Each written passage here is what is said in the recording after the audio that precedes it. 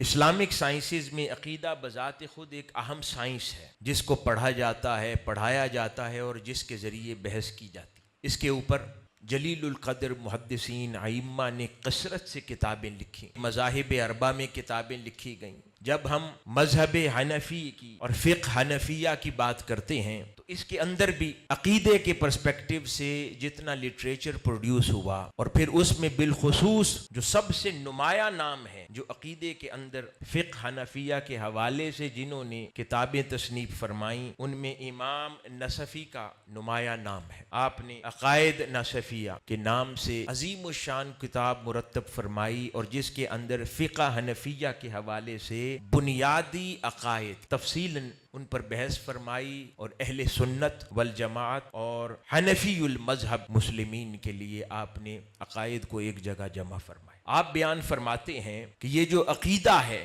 اس کی کم و بیش 63 شقیں ہیں، 63 آرٹیکلز ہیں جو مل کر عقیدے کے جسد کو مکمل کرتے ہیں، اور ایک مسلمان کو اپنے عقیدے کی جامعیت اور کاملیت کا حصول تبھی ممکن ہوتا ہے جب اس کا عقیدہ ان 63 کے 63 امور میں درست ہو۔ ہم عموماً اس کو بہت عام سمجھتے ہیں کہ اللہ اور اس کے رسول پر ایمان لانا، کتب آسمانی پر ایمان لانا، دیگر انبیاء پر ایمان لانا، روز آخرت پر ایمان لانا، اور پھر موت کے بعد جی اٹھنے پر ایمان لانا، یعنی بنیادی ضروری امور پر عقیدہ رکھنے کو ہم سمجھتے ہیں یہ کل ایمان ہے، یہ کل عقیدہ ہے۔ نہیں، امام نصفی فرما رہے ہیں یہ عقیدے کی بحث 63 آرٹیکلز پر کم و بیش مشتمل ہے، اور ان تمام امور میں ایک مسلمان کا عقیدہ درست ہونا نہایت ناگزیر ہے۔ اگر ان امور میں انسان کا عقیدہ صحیح معنوں میں اپنے صحیح مقام پر نہ ہو تو اس کا ایمان اپنی اصل مقام سے نیچے گر جاتا ہے۔ اور وہ آگے بیان فرماتے ہیں کہ ان 63 عقیدے کی بنیادی ابحاث میں سے ایک بحث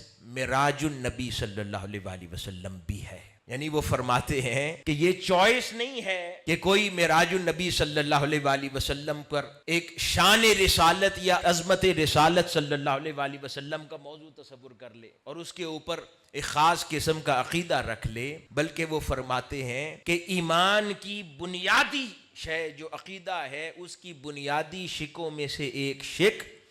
اسراء والمعراج ہے، اور اسراء والمعراج پر یوں ایمان رکھنا کہ آقا علیہ الصلوۃ والسلام کو یہ اسراء اور معراج بطریق منام نصیب نہیں ہوئی، بلکہ آپ کی یہ معراج جسدی تھی، اور اللہ رب العزت کا دیدار آپ کو اپنی ظاہری چشمان مقدس سے عطا ہوا۔ یہ کامل اس انداز میں معراج پر ایمان رکھنا عقیدے کا تقاضا ہے۔ آج جب ہم کبھی سوشل میڈیا پر بہت آسانی کے ساتھ ایسی بحثیں سنتے ہیں، اور خاص طور پر نوجوان نسل کنفیوز ہوتی ہے اس قسم کی ابحاث میں، اور کئی بار کنفیوز ہو کر ایسے جملے بھی سننے کو ملتے ہیں کہ یہ کون سا بنیادی مسئلہ ہے اسلام کا، اس کو مانا جائے یا نہ مانا جائے، اس سے کسی کے ایمان میں کیا فرق پڑتا ہے۔ میں نے اس وجہ سے عرض کیا کہ امام نصفی فرما رہے ہیں کہ ایمان میں فرق پڑتا ہے، تو اس وجہ سے معراج النبی صلی اللہ علیہ وآلہ وسلم پر کامل عقیدہ رکھنا کہ یہ معراج آقا علیہ الصلوۃ والسلام کو آپ کے جسد مبارک کے ساتھ عطا ہوئی ہے، اور دیدار خدا آپ کو ظاہری چشمان مقدس کے ساتھ عطا ہوا ہے، تو پھر در حقیقت ہم معراج النبی صلی اللہ علیہ وآلہ وسلم کی حقیقت کو سمجھ پائیں۔